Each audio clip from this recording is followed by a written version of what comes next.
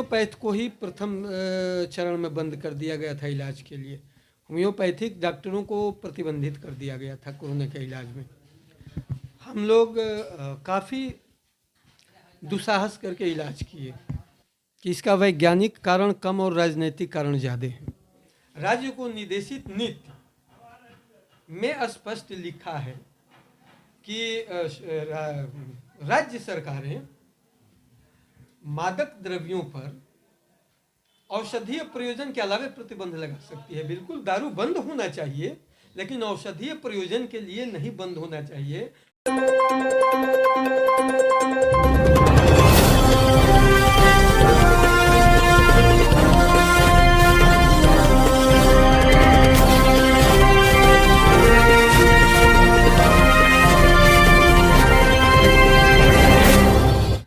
नमस्कार, दिव्य भारत मीडिया में आपका स्वागत है।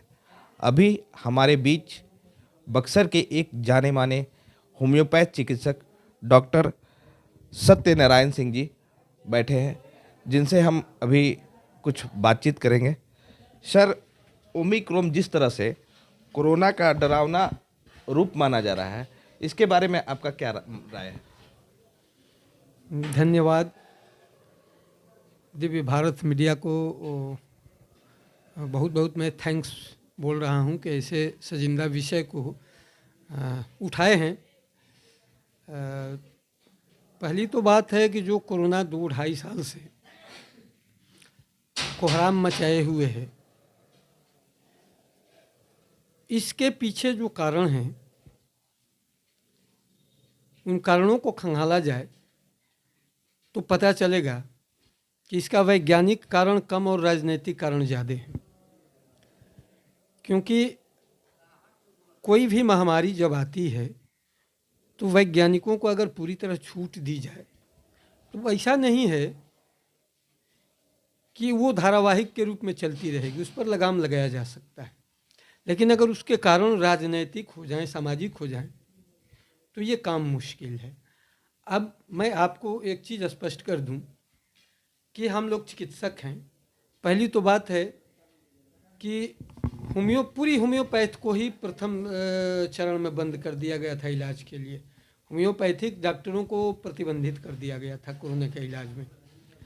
हम लोग काफ़ी दुस्साहस करके इलाज किए और सारी चीज़ें उन रिसर्चर, उन शोधकर्ताओं पर भी थोप देना, ये उस बीमारी को बढ़ावा देने का काम करता है। जैसे मास्क लगाना जरूरी है, ये प्रशासन, ये सरकारें कहती हैं कि आपको मास्क लगाना ही है, तो हम रिसर्च कैसे करेंगे कि बिना मास्क के बचा जा सकता है कि नहीं? तो कम से कम रिसर्चर को तो ये छूट होनी चाहिए। वो अपनी जिंदगी के लिए आपको दोषी ठहरा नहीं रहा है, वो खुद रिसर्च कर रहा है। हमेशा जहर का रिसर्च करने वाला वैज्ञानिक खुद अपनी जिंदगी दे दिया, ये तो रिसर्च में चलता है। तो हम लोगों के ऊपर इतनी प्रताड़ना दी गई, बावजूद इसके आपको पता होगा कि बक्सर के 2 चिकित्सक, एक होम्योपैथ का चिकित्सक मैं डॉक्टर एसएन सिंह और दूसरा एलोपैथ का चिकित्सक अखौरी रमेश कुमार सिन्हा, पूरे अपने चिकित्सा काल में मास्क नहीं लगाए, सैनिटाइजर नहीं लगाए, है ना, ग्लव्स नहीं लगाए। और उन्होंने इससे ये रिसर्च निकाला कि नहीं, बचा जा सकता है, और उन शोधों को नहीं दी गई तरजीह। कोई आकर नहीं पूछा कि आप लोग कैसे बचे रह गए, हम लोग लोगों को कैसे अंदर से मजबूत करें कि बचा जा सकता है। बावजूद इसके फिर वही चीज़ थोप दी गई। कोरोना में हम लोगों ने कोरोना के हर चरण का इलाज किया और कोरोना का हम लोगों ने मात दिया। ओमिक्रॉन, आप देखिएगा, जो विद्यार्थी मैथ रोज बनाता है उसके लिए नया कोई मैथ आ जाए तो ये बड़ी मुश्किल की बात नहीं होती है। मुश्किल के लिए उसके लिए होती है जो पढ़ाई छोड़ चुका है। उसी तरह ये ओमिक्रॉन नाम जो इतना दहशत डरावना जो दिखाया जा रहा है, हमारे जैसे सैकड़ों चिकित्सकों के लिए ये कहीं से कोई फियर टेरर नहीं है, बशर्ते कि राजनीतिक और सामाजिक दबाव बना करके इसको और हम लोगों के दिमाग को डाइवर्ट न किया जाए। मैं बार बार कर रहा हूँ, आज भी सोशल मीडिया के माध्यम से कह रहा हूँ कि इसका इलाज 100% होम्योपैथ में है, रोकथाम भी है, इलाज भी है। अपने कुशल चिकित्सकों के संरक्षण में लोग रहें और निश्चित रूप से ओमिक्रॉन को हम मात देंगे, वैसे ही जैसे कोरोना को मात दी। जैसा कि सभी लोगों को जानकारी है कि आप होम्योपैथ के चिकित्सक हैं, होम्योपैथ चिकित्सा पद्धति कोरोना को मात देने में कहाँ तक सक्षम है, कहाँ तक कारगर है सर?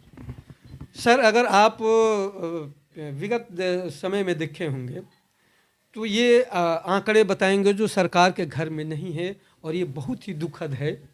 सरकार के घरों में ये आंकड़े होने चाहिए, लेकिन कई ऐसे ओहदेदार लोग हैं जिनकी ज़िंदगी बच गई, आज भी वो होम्योपैथ को और मुझे दुहाई देते हैं। उनसे आप संपर्क करके उनका कलेक्शन आप करके और देख सकते हैं कि वो मौत के जबड़े में गए थे, एलोपैथ के लोग हाथ खड़े कर दिए थे और उस स्थिति में होम्योपैथ ने उनको जिंदा किया है। कई उनके सहपाठी दुनिया छोड़कर चले गए, जिसका मुझे भी खेद है कि उनका इलाज मैं नहीं किया, लेकिन वो लोग आज भी बचे हैं।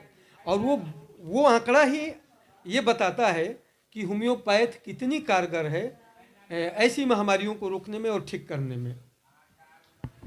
सर हमने कुछ दिन से सुना कि बिहार में जो शराबबंदी है, उस शराबबंदी के कारण होम्योपैथ चिकित्सा को भी बहुत ज़्यादा प्रभावित किया गया। इसके बारे में आप क्या कहना चाहते हैं सर? जी धन्यवाद। आपने बहुत ही प्रासंगिक सवाल उठाया है। पहले तो आपको बता दें कि जो आज हम गलती करेंगे या सरकारें गलती करेंगी, इतिहास उसको माफ़ नहीं करेगा। होम्योपैथ को समझना चाहिए था। बहुत सी मादक पदार्थ हैं, जैसे अफीम है, आपको बारूद है, गांजा है, भांग है, ये सारी चीज़ों से औषधियाँ बनती हैं और पैथी में कहीं बने या न बने, होम्योपैथ में सब सारी चीज़ों से औषधियाँ बनती हैं। ये सारी चीज़ें, इसमें से कई चीज़ें प्रतिबंधित है, बारूद भी प्रतिबंधित है। लेकिन जहाँ तक एल्कोहल की बात है, एल्कोहल से पार्टिकुलर एक दवा नहीं बनती, बल्कि एल्कोहल जो है संरक्षक और संवाहक है औषधियों का। समझते हैं? औषधियों का संरक्षक और संवाहक है। मतलब अगर एल्कोहल को अलग कर दिया जाए तो ये औषधि न संरक्षित रह सकती है और न ये संवाहित हो सकती है। मतलब ये इसकी गति एक दूसरे में नहीं हो सकती, ये पोटेंटाइज नहीं हो सकती, है ना। तो ये एक विपरीत विधा के जो माफिया हैं उनकी ये खुराफात है, उनके दिमाग की उपज है कि दारू को बंद कर दीजिए तो होम्योपैथ अपने आप बंद हो जाएगी। जबकि WHO का आंकड़ा आज बताता है कि लगभग 60% लोग होम्योपैथी औषधियों पर आज डिपेंड है। तो आप 60% लोगों के हाथ से चिकित्सा छीन रहे हैं। सर जैसा कि आपने बताया कि दारू होम्योपैथ चिकित्सा को अल्कोहल संरक्षण देता है। अगर अल्कोहल को बंद कर दिया जाए तो होम्योपैथ चिकित्सा खतरे में आ सकती है। बिल्कुल खतरे में आ सकती है, ऐसा नहीं। जैसे अगर किसी पेड़ को सुखाना है तो उसकी टहनियों को रोज रोज काटते रहिए, अपने सूख जाएगा, क्योंकि उसकी पत्तियां ही भोजन बनाती है। तो होम्योपैथ को अगर ख़त्म करना है तो होम्योपैथ के साथ एक सेंटीमेंट जुड़ा हुआ है, एक ज़रूरत जुड़ी हुई है। तो उस ज़रूरत से लड़ना किसी भी सरकार के लिए मुश्किल पैदा कर सकता है। इसलिए खुलेआम घोषणा करके होम्योपैथ को बंद करने का जोखिम न उठाकर अल्कोहल को बंद करके और होम्योपैथ को बर्बाद कर दिया जाए, ये एक राजनीतिक षड्यंत्र है।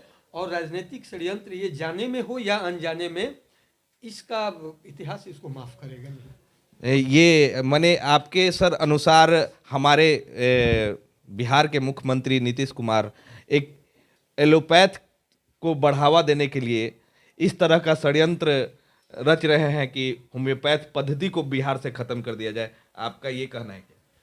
मैं ये जरूर कहूँगा कि सरकार के पास इतने विद्वान होते हैं कि हर निर्णय लेते समय एक एक पहलुओं को जरूर डिफ्रेंशिएट एंड इंटीग्रेट करना चाहिए। और होम्योपैथ बार बार ये आवाज़ लगाई जा रही है। आपको पता होगा कि इस बार विधानसभा में भी 2 विधायक आवाज़ लगा चुके हैं।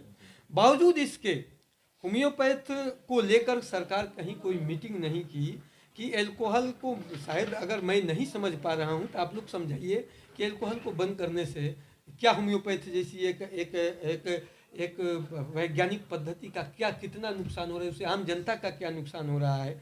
तो सरकार कहीं ना कहीं प्रभाव में, भ्रम में जरूर है, और ये आने वाली पीढ़ियों के लिए और वर्तमान पीढ़ियों के लिए भी अशुभ है।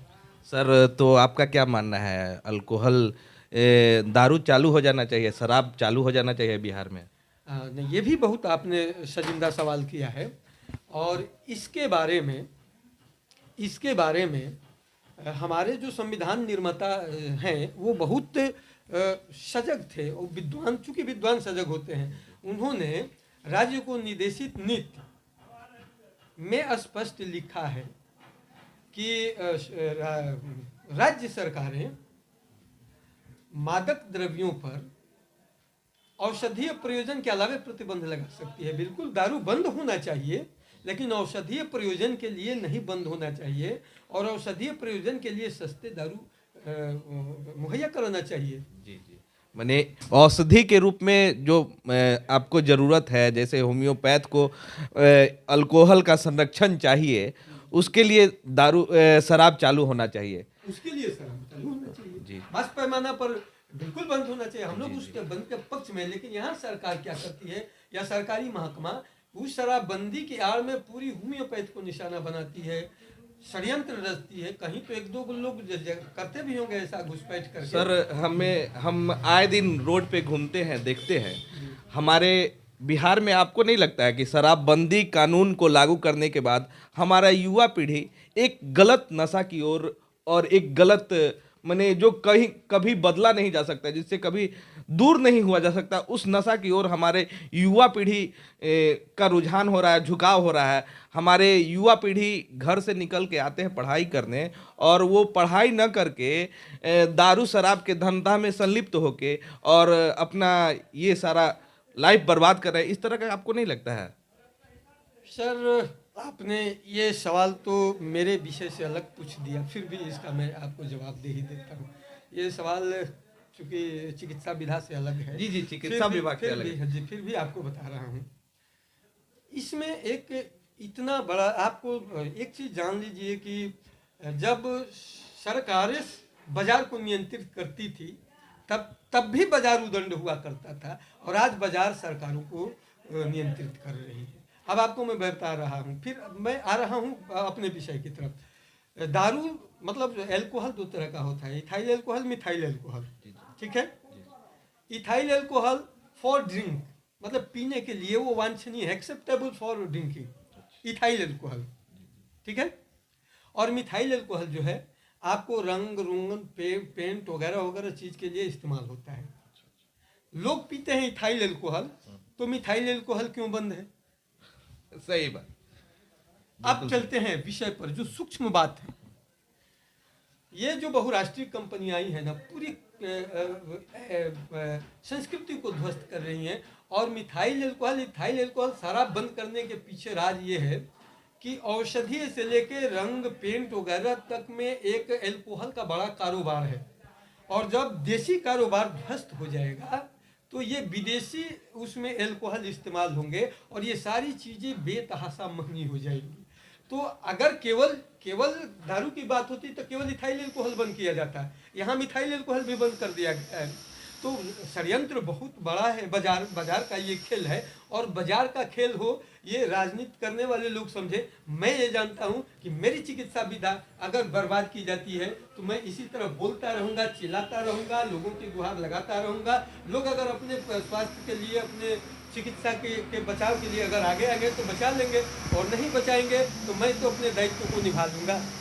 सर, बहुत अच्छा लगा आपसे बात करके। सर, आप अभी जैसा कि बिहार के पूर्व सीएम की पूरी परिवार कोरोना से संक्रमित है, और कल ही एक हमारे सरकार का बहुत बड़ा फैसला आया है, नाइट कर्फ्यू। सर, इस तरह से कोरोना को कंट्रोल किया जा सकता है नाइट कर्फ्यू? नहीं, बिल्कुल नहीं। आप उस भोथरे हथियार से कोरोना को कंट्रोल नहीं कर सकते हैं। कोरोना अगर कंट्रोल हो गया तो फिर ओमिक्रॉन आएगा, फिर कोई तीसरा आएगा, फिर कोई चौथा आएगा।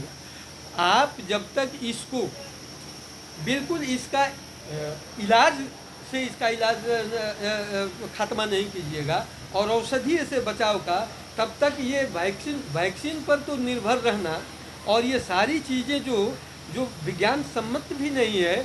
आप देखे होंगे कि आप मास्क का जो होल है उससे बड़ा कोरोना का डायमीटर है।